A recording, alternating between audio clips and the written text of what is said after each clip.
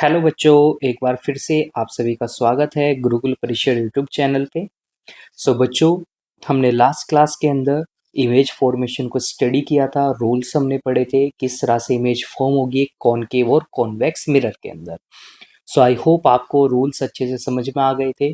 Then उसके बाद हमने image formation by concave and convex mirror पढ़ा था, जहाँ पे हमने 6 केस पढ़े थे कॉनकेव मिरर के अंदर एंड 2 केस हमने पढ़े थे कॉन्वेक्स मिरर के अंदर। आई होप आपको अच्छे से क्लियर हो गए हैं। जो रे डायग्राम्स थे वो भी आपको अच्छे से क्लियर हो गए हैं, बिकॉज सबसे इंपॉर्टेंट वहाँ पे रे डायग्राम्स होते हैं। बिकॉज एग्जाम में आपको रे डायग्राम्स ही पूछा जाएगा, किस तरह से आप रे डायग्राम्स उनको बनाओगे। देन हमने कुछ इमेजेस के कैरेक्टरिस्टिक्स को स्टडी किया था। हमने यहाँ पे टर्म्स पढ़ी थी जैसे real and inverted, virtual and erect. I hope आपको अच्छे से क्लियर हो गया था। चलिए अब हम एक बार फिर से बुक के अंदर आपको ये टॉपिक मिलता है रियल एंड वर्चुअल इमेजेस का। चलिए इनको हम एक बार फिर से पढ़ते हैं। Real and virtual images. सबसे फर्स्ट हम बात करते हैं रियल इमेजेस की। Real images are inverted images. जैसा मैंने आपको लास्ट क्लास में बताया था कि अगर कोई इमेज रियल होगी तो वो हमेशा क्या होगी, इन्वर्टेड भी होगी। और ये रेस कहाँ पे, ये इमेजेस कब बनेगी, on the location where light rays actually meet. जब लाइट रे रियल में एक्चुअल में एक दूसरे के साथ मीट करेंगी, एक दूसरे को इंटरसेक्ट करेंगी रिफ्लेक्शन के बाद, तब हमारी क्या बनती है, रियल इमेज बनती है। This kind of image is formed by the curved mirrors. अब ये इमेज कौन सा मिरर बनाएगा, कर्व मिरर बनाएगा। और कर्व मिरर में भी कौन सा मिरर बनाता है इमेज को मैक्सिमम, तो वो होता है हमारा कॉनकेव मिरर। तो कॉनकेव मिरर ऑलवेज फॉर्म क्या करेगा, रियल एंड इन्वर्टेड इमेज करेगा। सिर्फ एक ही एक्सेप्शन केस था हमारा जहाँ पे वो वर्चुअल और इरेक्ट इमेज बना रहा था, तो उसको आपको सेपरेटली हमेशा याद रखना है। तो क्या रीजन था वहाँ पे, तो जब हमारा ऑब्जेक्ट किसके बीच में था, फोकस और पोल के बीच में था, तो उसी एक केस में क्या करता है हमारा concave mirror, virtual and erect images बनाता था। नाउ अब हम बात करते हैं वर्चुअल इमेजेस की। तो वर्चुअल इमेजेस हमेशा कैसी होती हैं, अपराइट इमेज होती हैं। और अपराइट के लिए हम एक टर्म यूज करते हैं जो हमारी क्या होती है, इरेक्ट होती है। तो आप बोल सकते हैं कि वर्चुअल इमेज हमेशा क्या होंगी, इरेक्ट होंगी, या बोल सकते हैं कि वो अपराइट होंगी। अब ये इमेजेस कब बनेगी, ये उन लोकेशंस पे बनती है जब लाइट रेज एक्चुअल में कभी भी नहीं मिलती हैं, बट ऐसा लगता है कि वो मिल रही है। फॉर एग्जाम्पल, जब कभी भी प्लान मिरर क्रिएट करता है एक इमेज को, तो जो रिफ्लेक्टेड रे होंगी ना, वो हमेशा कहाँ पे अपीयर करेंगी, to come from a point. ऐसा लगता है कि वो किसी एक पॉइंट से आ रही है, और वो पॉइंट कहाँ पे होगा, वो पॉइंट होता है हमारा बिहाइंड द मिरर, जहाँ पे reflected ray do not really meet. बस हमें लगेगा कैसा, कि जैसे वो मिल रही है। तो इस तरह की इमेजेस जो होती है हमारी, उनको हम बोलते हैं वर्चुअल इमेज। नाउ अगेन आपको यहाँ पे समरी दी हुई है image formation by concave mirror, कि अगर ऑब्जेक्ट इन्फिनिटी पे है, बियॉन्ड सेंटर ऑफ कर्वेचर है, सेंटर ऑफ कर्वेचर पे है, beyond centre of curvature and focus, at focus, या पोलर फोकस के बीच में, तो कहाँ पे इमेज बनेगी हमारी, क्या उसकी पोजीशन होगी, और क्या उसके कैरेक्टरिस्टिक फीचर्स होंगे। ये अगेन आपको यहाँ पे एक समरी दी हुई है, यहाँ से आप उसको रिवाइज कर सकते हैं। नाउ नेक्स्ट हमारे पास टॉपिक आता है यहाँ पे डिस्पर्जन ऑफ लाइट। तो अब देखिए डिस्पर्जन ऑफ लाइट होता क्या है। व्हेन सनलाइट और white light is refracted through a prism, it splits into many colored rays. The splitting of white light into its 7 constituent colors on passing through a transparent medium like a glass prism is known as dispersion of light.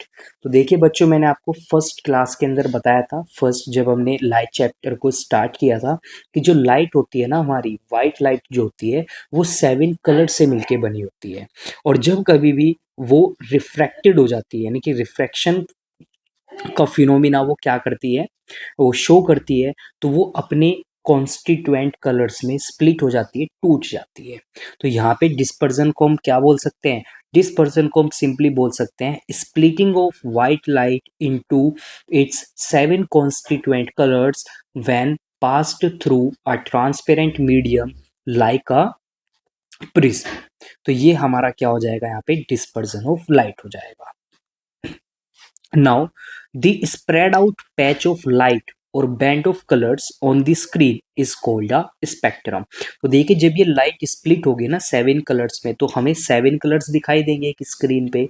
तो जो band है ना 7 colours का, उस band को हम क्या बोलते हैं? स्पेक्ट्रम बोलते हैं। तो ये डेफिनेशन बहुत इंपॉर्टेंट है, ये आपको याद रखनी है, हमेशा समझनी भी है।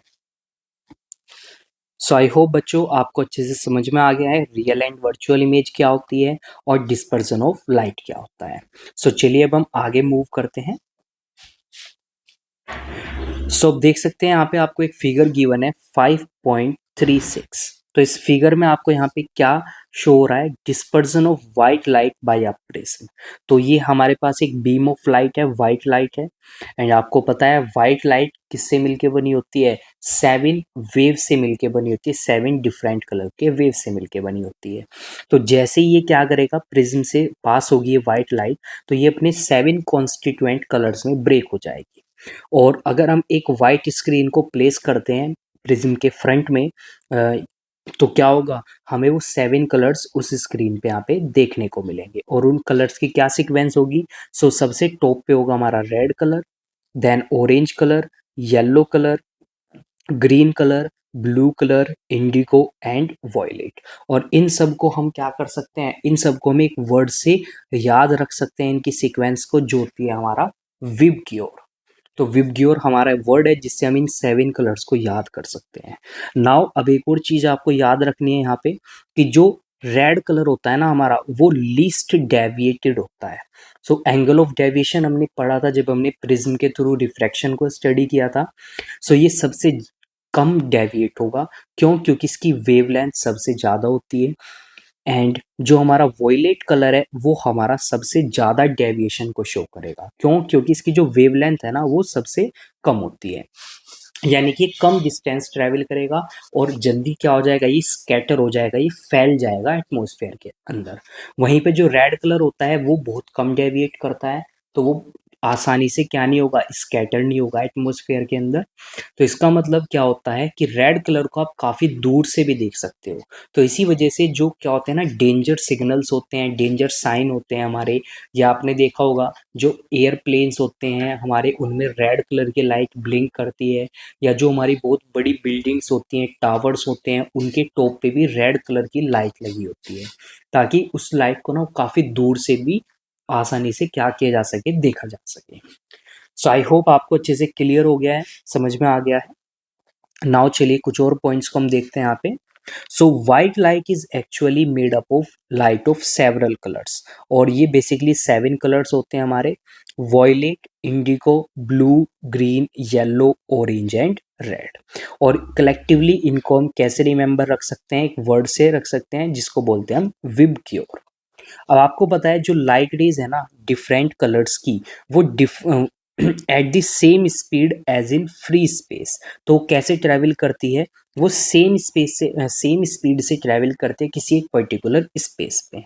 बट जब कभी वो ग्लास या किसी दूसरे डेंसर मीडियम से पास होती है, तो वो फिर अपने डिफरेंट कलर कंपोनेंट्स में क्या हो जाती है? वो ब्रेक हो जाती है, और फिर वो डिफरेंट स्पीड से क्या करती है? मूव करती है।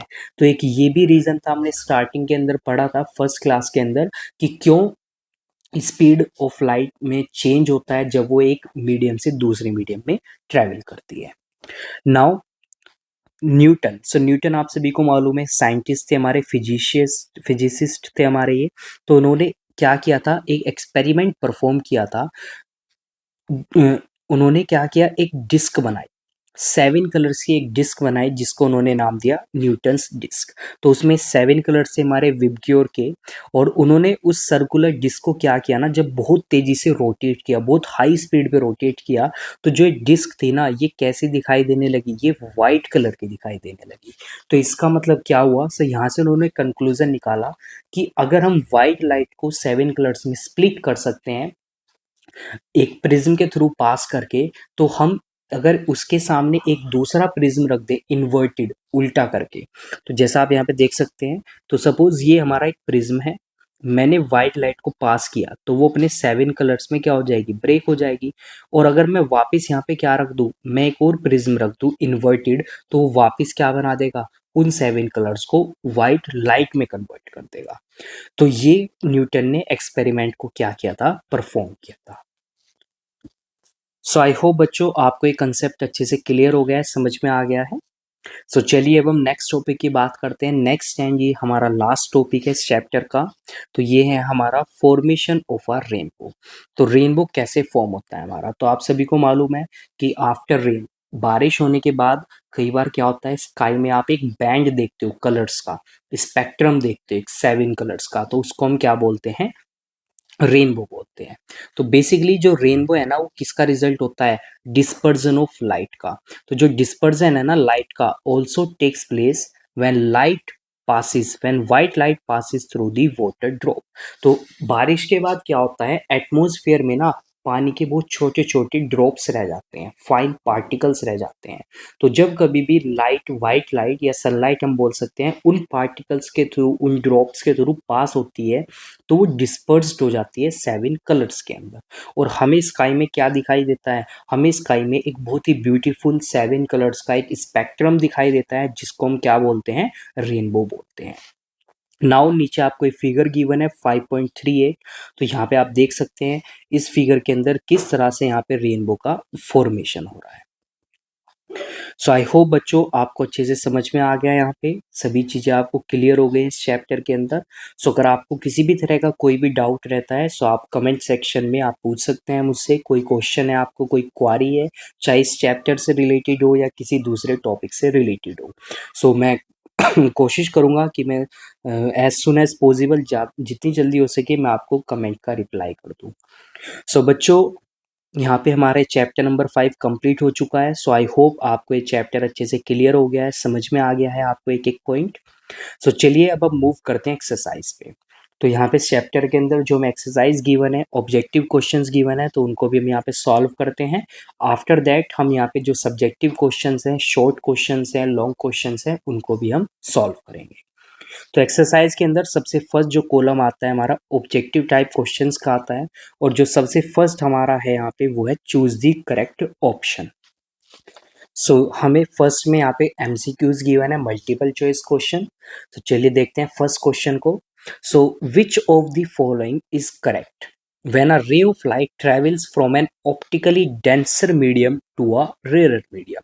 तो हमने स्टडी किया था, पढ़ा है कि अगर कोई लाइट रे डेंसर से रेयर मीडियम में जाती है, तो वो हमेशा नॉर्मल से अवे, नॉर्मल से दूर क्या हो जाएगी, वो बैंड हो जाएगी। तो दैट मीन्स हमारा यहाँ पे फर्स्ट ऑप्शन क्या हो गया है, करेक्ट हो गया है। It deviates away from the normal. Now second, the point at which the incident ray touches the boundary separating the two media is known as. तो अब हमें यहाँ पे क्या करना है, हमें उस पॉइंट को बताना है। उस पॉइंट को हम क्या बोलेंगे, जो दोनों बाउंड्री के सेपरेशन पॉइंट पे वहां पे प्रेजेंट होगा, जहां पे लाइट रे आके, इंसिडेंट रे आके क्या करती है, टच करती है। तो उस पॉइंट को हम क्या बोलते हैं, पॉइंट ऑफ इंसिडेंस बोलते हैं। नाउ थर्ड आता है हमारा, what is the speed of light. So light की स्पीड कितनी होती है, तो बेसिकली हम उसको बोलते हैं 3 × 10⁸ मीटर पर सेकेंड। तो यानी कि हमारा बी ऑप्शन यहाँ पे करेक्ट हो गया, 3 × 10⁸ मीटर पर सेकेंड। नाउ आगे मूव करते हैं फोर्थ। सो फोर्थ एमसीक्यू में हमें गिवन है, upright and magnified image will be formed when the. So upright और मैग्निफाइड इमेज कब फॉर्म होगी, जब हमारा जो ऑब्जेक्ट है वो कहाँ पे होगा, तो बेसिकली कहाँ पे होगा, जब हमारा ऑब्जेक्ट, तो ये किसके बारे में हम बात कर रहे हैं, ये हम बात कर रहे हैं कॉनकेव मिरर के बारे में। सो जब हमारा ऑब्जेक्ट कहाँ पे होगा, फोकस के फ्रंट में होगा, तो तभी हमारी जो इमेज बनेगी वो कैसी होगी, अपराइट होगी, यानी कि इरेक्ट होगी और मैग्नीफाइड हो जाएगी। नाउ फिफ्थ हमारे पास आता है, convex mirror is used in. Convex mirror को हम कहाँ पे यूज करते हैं, तो सबसे फर्स्ट हेडलाइट ऑफ व्हीकल। तो हेडलाइट में तो हम कौन सा मिरर यूज करते थे, कॉनकेव करते थे पैरेलल बीम बनाने के लिए। Then mirror of vehicle, so mirror of vehicle का मतलब है यहाँ पे कि जो साइड मिरर्स होते हैं, तो साइड मिरर्स में हम कौन सा मिरर यूज करते हैं, कॉन्वेक्स मिरर यूज करते हैं। तो यहाँ पे ऑप्शन बी हमारा करेक्ट हो जाएगा। Now sixth, the point at which the principal axis touches the surface of the mirror. तो किस पॉइंट पे जो प्रिंसिपल एक्सिस है मिरर का सरफेस टच करती है, तो वो होता है हमारा पोल, यानी कि B option. Seventh, the light after falling on an object gets reflected and enters our dash. So reflection के बाद एंटर हमारे कौन से बॉडी पार्ट में एंटर करती है, तो वो होती है हमारी ice. So A option correct हो गया हमारा। Next, which of the following is not a colour component of a rainbow. तो रेनबो का कौन सा यहाँ पे कलर कंपोनेंट नहीं है, तो वो है हमारा ग्रे। सो रेनबो में ग्रे कलर नहीं होता है। Ninth, convex mirrors form this type of image. So convex mirror कैसी इमेज बनाते हैं, रियल, वर्चुअल या both real and virtual, none of these. तो हमेशा आपको मैंने बोला है पीछे भी कि अगर इमेज रियल है तो वो कैसी होगी, इन्वर्टेड होगी, वर्चुअल है तो कैसी होगी, हमारी इरेक्ट होगी। नेक्स्ट थिंग, कॉन्वेक्स मिरर हमेशा कैसी इमेज बनाएंगे, वर्चुअल इमेज बनाएंगे। क्यों, क्योंकि यहाँ पे जो लाइट रे है ना रिफ्लेक्शन के बाद कभी भी रियल में मीट नहीं करती है। Now tenth one, so tenth में हमें बोला है which of the following performed the experiments to show that white light consist of 7 colour. तो किसने परफॉर्म किया था, तो वो थे हमारे न्यूटन, न्यूटन ने परफॉर्म किया था। Next, how many colours are there in the white light, white light में कितने कलर्स हैं, तो व्हाइट लाइट में हमारे 7 कलर्स होते हैं। सो आई होप आपको अच्छे से समझ में आ गए हैं ये 11 MCQs। सो चलिए अब हम मूव करते हैं नेक्स्ट। तो नेक्स्ट आते हैं हमारे fill ups, fill in the blanks. तो सबसे फर्स्ट फिलअप है हमारा यहाँ पे, according to law of refraction, incident ray, refracted ray and the normal to the refracting surface all lie on a dash plane. तो कौन से प्लेन में लाई करते हैं हम, तो ये हमारा फर्स्ट लॉ है, फर्स्ट लॉ की कंप्लीट स्टेटमेंट दी हुई है। सो यानी कि ये हो जाएगा हमारा इन दी सेम प्लेन। तो वो सेम प्लेन में क्या करते हैं, हमारे लाई करते हैं। नाउ सेकंड हमारा आता है, when white light splits into a band of 7 colors on a screen it is called। तो जब लाइट रे हमारी व्हाइट लाइट एक 7 कलर के बैंड में ब्रेक हो जाएगी, टूट जाएगी, तो इसको हम क्या बोलते हैं इस प्रोसेस को, तो इस प्रोसेस को हम बोलते हैं डिस्पर्जन। सिंपली आप डिस्पर्जन बोल सकते हैं या बोल सकते हैं डिस्पर्जन ऑफ लाइट। नेक्स्ट आता है हमारे पास, bouncing of light in all direction after falling on an object is called. तो जब लाइट रे किसी ऑब्जेक्ट पे फॉल करती है और वो बाउंस बैक हो जाती है सभी डायरेक्शन में, तो इस प्रोसेस को हम बोलते हैं रिफ्लेक्शन। तो ये हमारा हो जाएगा reflection. Next, dash is a phenomena which happens when a ray of light passes from one transparent medium to another। तो इस फिनोमिना को हम बोलते हैं रिफ्रैक्शन। तो रिफ्रैक्शन हमारा क्या होता है, जब क्या होता है लाइट रे बैंड हो जाती है एक मीडियम से दूसरे मीडियम में जब वो पास करती है। Next, a rainbow in the sky is a result of dispersion of light by the drops of water which act like. तो किसकी तरह एक्ट करती है, जो वाटर ड्रॉप्स होती हैं जब रेनबो फॉर्मेशन होता है तो वो किसकी तरह एक्ट करती हैं, प्रिज्म की तरह वो एक्ट करती है, क्योंकि प्रिज्म भी क्या करता है हमारा व्हाइट लाइट को ब्रेक करता है 7 कलर्स के अंदर। This diagram is helpful to know the size, location and the type of image that is formed by a mirror। तो उन डायग्राम्स को हम क्या बोलते हैं, तो उन डायग्राम्स को हम बोलते हैं रे डायग्राम्स।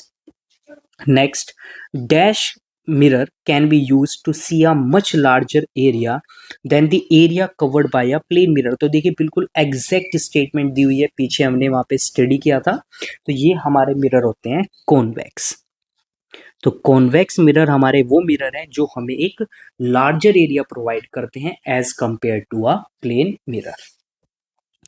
नाउ नेक्स्ट हमारे पास आता है, in astronomical telescopes a larger dash mirror is used to collect the light from objects like stars and planets. तो कौन सा मिरर होता है हमारा वो, तो वो होता है हमारा कॉनकेव मिरर। तो कॉनकेव मिरर को हम क्या करते हैं, यूज करते हैं किसके अंदर, एस्ट्रोनॉमिकल टेलीस्कोप्स के अंदर। सो यहाँ पे हमारे फिलअप्स कंप्लीट हो गए हैं। सो आई होप आपको सभी फिलअप्स अच्छे से समझ में आ गए हैं।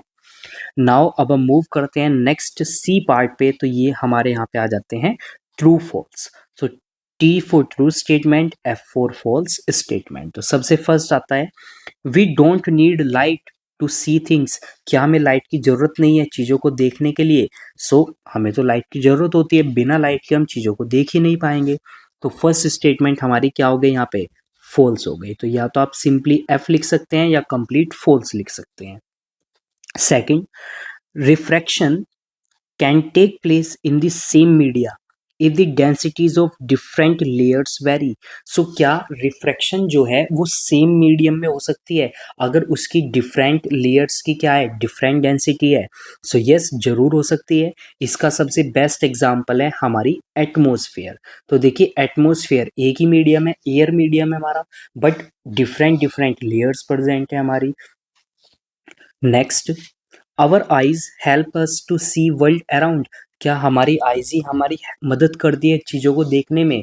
यस, आईज हमारी मदद करती है, बिकॉज अगर हमारे पास आईज ही नहीं होगी तो हम कोई भी चीज़ नहीं देख पाएंगे। The outer surface of the spoon is known as the concave surface. तो जो स्पून का आउटर सरफेस होता है, क्या उसको कॉनकेव सरफेस बोल सकते हैं हम? यस, वो हमारा कौन सा सरफेस होता है? कॉनकेव सरफेस होता है। The point on the principal axis, which is equidistant from all points on the reflecting surface of the mirror, is called radius of curvature।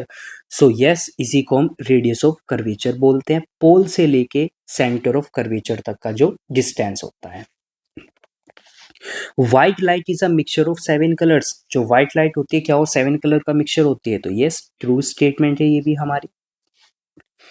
Virtual images are formed in locations where light rays do not actually meet। क्या virtual image तब form होगी? Yes, virtual image हमेशा तभी form होती है जब वो light रे एक्चुअल में मीट नहीं करती है। In astronomical telescopes, a larger concave mirror is used to collect light from the objects like stars and planets। just now अभी हमने 8th फिलअप को स्टडी किया। बिल्कुल सेम स्टेटमेंट है हमारी यहाँ पे, तो ये स्टेटमेंट भी हमारी ट्रू हो जाएगी। Now last statement, doctors use convex mirror reflectors to produce a parallel beam of light for examining body parts such as eyes, nose, ears and throats। Doctors use तो करते हैं मिरर, लेकिन वो convex mirror नहीं use करते, वो करते हैं कॉनकेव मिरर। तो ये स्टेटमेंट बिल्कुल करेक्ट है, बट कॉन्वेक्स मिरर की जगह पे क्या होना चाहिए था? कॉनकेव मिरर होना चाहिए था। तो इसी वजह से ये स्टेटमेंट हमारी अब बन गई है false statement. That means first and ninth ये हमारे फॉल्स हैं, बाकी सब हमारे क्या हैं? ट्रू हैं। आई होप बच्चों आपको ये सभी स्टेटमेंट्स अच्छे से समझ में आ गई है, क्लियर हो गई है। चलिए अब हम मूव करते हैं डी पार्ट पे। डी पार्ट में हमारा आता है यहाँ पे मैच दी फॉलोइंग। सबसे फर्स्ट आता है हमारा यहाँ पे न्यूटन्स डिस्क। तो न्यूटन्स डिस्क क्या है हमारी? न्यूटन्स डिस्क हमारी क्या है, किसको शो कर रही है? ये लाइट इज हैविंग 7 कलर्स। तो ये किसको शो करती है? Light is having 7 colours. तो न्यूटन डिस्क किसके साथ मैच करेगी? जी पार्ट के साथ मैच करेगी। यहाँ पे मैं मेंशन कर रहा हूं, तो ये हमारा फर्स्ट हो गया। नाउ सेकंड हमारा आता है यहाँ पे कॉनकेव मिरर। तो कॉनकेव मिरर किसके साथ मैच करेगा हमारा यहाँ पे? ये हो जाएगा mirror with inner curved surface. तो ये वो मिरर होगा जिसका जो इनर कर्व्ड सरफेस है वो हमारा रिफ्लेक्टिंग होता है। तो ये हमारा यहाँ पे सेकंड पॉइंट हो गया। Now third point, light. Light क्या होती है? लाइट हमारी एक फॉर्म है किसकी? इनविजिबल एनर्जी की। तो ये हमारा ए थर्ड के साथ मैच करेगा। Next, spherical mirror. तो स्पेरिकल मिरर किसके साथ मैच करेंगे? दो तरह के होते हैं हमारे, कॉन्वेक्स एंड कॉनकेव मिरर। तो ये सी पार्ट के साथ मैच करेंगे, तो ये हमारा फोर्थ हो गया यहाँ पे। नेक्स्ट आता है हमारे पास कॉन्वेक्स मिरर। तो कॉन्वेक्स मिरर क्या होंगे हमारे? ये मिरर होंगे विद आउटर कर्व्ड सरफेस, जिनका आउटर कर्व सरफेस होगा। तो ये हमारा फिफ्थ हो गया। नाउ सिक्स पॉइंट आता है हमारा रियल इमेज। तो रियल इमेजेस क्या होंगी हमारी? Can be obtained on screen, जिनको हम स्क्रीन पे ऑब्टेन कर सकते हैं। तो ये हमारा 6 हो गया यहाँ पे। नाउ अब हमारा लास्ट बचा है, ये है हमारा वर्चुअल इमेज। तो वर्चुअल इमेजेस वो इमेज होगी जिनको हम स्क्रीन पे ऑब्टेन नहीं कर सकते हैं। तो ये हमारा यहाँ पे 7th पॉइंट हो गया। सो आई होप बच्चों आपको ये मैच दी फॉलोइंग अच्छे से क्लियर हो गए हैं। सो ये सभी ऑब्जेक्टिव क्वेश्चंस जो हमने डिस्कस किए, एमसीक्यू, ट्रू फॉल्स, फिलअप्स और मैच दी फॉलोइंग, तो आपको सभी अच्छे से क्लियर हो गए हैं। सो यहाँ पे हमारा ये कंप्लीट हो चुका है पोर्शन ऑब्जेक्टिव क्वेश्चंस का। अब हम मूव करते हैं सब्जेक्टिव क्वेश्चंस पे। तो फर्स्ट यहाँ पे आता है हमारा ई पार्ट आता है, answer the following questions in short. So हमें शॉर्ट में यहाँ पे क्या करना है, इन क्वेश्चंस का आंसर करना है। तो सबसे फर्स्ट क्वेश्चन है हमारा, right any two applications of spherical mirror. Spherical mirrors की आपको कोई भी दो एप्लीकेशन लिखनी है। सो एप्लीकेशन का मीनिंग क्या होता है, यूजेस। तो आपको हमेशा याद रखना है, एप्लीकेशंस अगर आपसे कभी भी पूछी जाए किसी ऑब्जेक्ट की एप्लीकेशंस बताओ, तो इसका मतलब है कि आपको उसके यूजेस बताने हैं कि आपको कहाँ पे किस तरह से आप उसका यूज कर सकते हो। सो चलिए अब हम यहाँ पे मैं आपको शो करता हूँ आंसर्स। मैंने यहाँ पे कुछ आंसर्स उनके बनाए हुए हैं, सो जो आप अपनी कॉपी में नोट कर सकते हैं। सो बच्चों जो क्वेश्चन आंसर्स हैं उनकी जो सॉल्यूशंस हैं वो मैंने डिस्क्रिप्शन बॉक्स में दिए हुए हैं। सो आप वहाँ से उनको फाइंड कर सकते हैं। सो आप उनको कॉपी में अपनी नोट डाउन कर सकते हैं। सो मैंने सभी शॉर्ट क्वेश्चंस, लॉन्ग क्वेश्चंस के आंसर्स डिस्क्रिप्शन बॉक्स में दिए हुए हैं। सो वहाँ से आप उनको नोट डाउन कर सकते हैं। नाउ अब हम बात करते हैं पिक्चर बेस्ड क्वेश्चन की। सो इस पिक्चर बेस्ड क्वेश्चन में आपको यहाँ पे एक रे डायग्राम दिया हुआ है। सो बेसिकली यहाँ पे आपको रिफ्रैक्शन का फिनोमिना शो किया हुआ है। नाउ अब आपको रिफ्रैक्टेड रे ड्रॉ करनी है कि किस डायरेक्शन में वो ड्रॉ होगी आपकी। बट उसके लिए आपको सबसे पहले यहाँ पे डेंसिटी पता होनी चाहिए, यानी कि जो मीडियम्स है आपके। तो आपको बोला है कि जो इंसिडेंट रे है ना वो कहाँ से आ रही है, वो ऑयल से आ रही है। दैट मीन्स इंसिडेंट रे के लिए जो मीडियम है हमारा वो ऑयल है। और रिफ्रैक्शन के बाद जब जो रिफ्रैक्टेड रे होगी हमारी वो कहाँ से पास करेगी, ग्लास से पास करेगी। नाउ अगर मैं इन दोनों में कंपैरिजन करता हूँ तो किसकी डेंसिटी ज़्यादा होगी, वो हमारी ग्लास की डेंसिटी ज़्यादा होगी। यानी कि जो ग्लास है हमारा ये हमारा डेंसर मीडियम हो जाएगा, और जो ऑयल है हमारा वो यहाँ पे रेयरर मीडियम का काम करेगा। तो ये हमारा यहाँ पे क्या हो जाएगा, रेयरर मीडियम हो जाएगा। सो दैट मीन्स अब आपको मालूम है कि रेयरर मीडियम से अगर डेंसर मीडियम में लाइट रे एंटर कर रही है, सो वो क्या हो जाएगी, वो नॉर्मल की टुवार्ड्स बेंड हो जाएगी। तो ये आपकी नॉर्मल है। सो ये हमारा एंगल ऑफ रिफ्रैक्शन हो जाएगा, और ये हमारा एंगल ऑफ इंसिडेंस है। तो ये हमारी हो जाएगी यहाँ पे रिफ्रैक्टेड रे। तो इस तरह से आप इस रे डायग्राम को कंप्लीट कर सकते हैं अपनी बुक के अंदर या अपनी कॉपी के अंदर। नाउ जो एप्लीकेशन बेस्ड क्वेश्चंस हैं उनके भी मैंने जो सॉल्यूशंस है वो डिस्क्रिप्शन बॉक्स में वहाँ पे दिए हुए हैं। नाउ अब हम आगे बात करते हैं यहाँ पे वर्कशीट की। सो आपको इस चैप्टर के लास्ट में एक वर्कशीट भी गिवन है। तो बेसिकली इस वर्कशीट में आपको एक टेबल गिवन है for the images formed by a concave mirror. So concave mirror से कैसे जो इमेज फॉर्म होती है उसकी यहाँ पे टेबल गिवन है। सो आपको यहाँ पे ऑब्जेक्ट की पोजीशन गिवन है, आपको इमेज की पोजीशन, इमेज का साइज और नेचर ऑफ इमेज, इनको आपको क्या करना है यहाँ पे फिल करना है। तो बेसिकली ये सेम टेबल आपकी बुक के अंदर भी आपको गिवन है। सो वहाँ से आप इसको क्या कर सकते हैं, कंप्लीट फिल कर सकते हैं।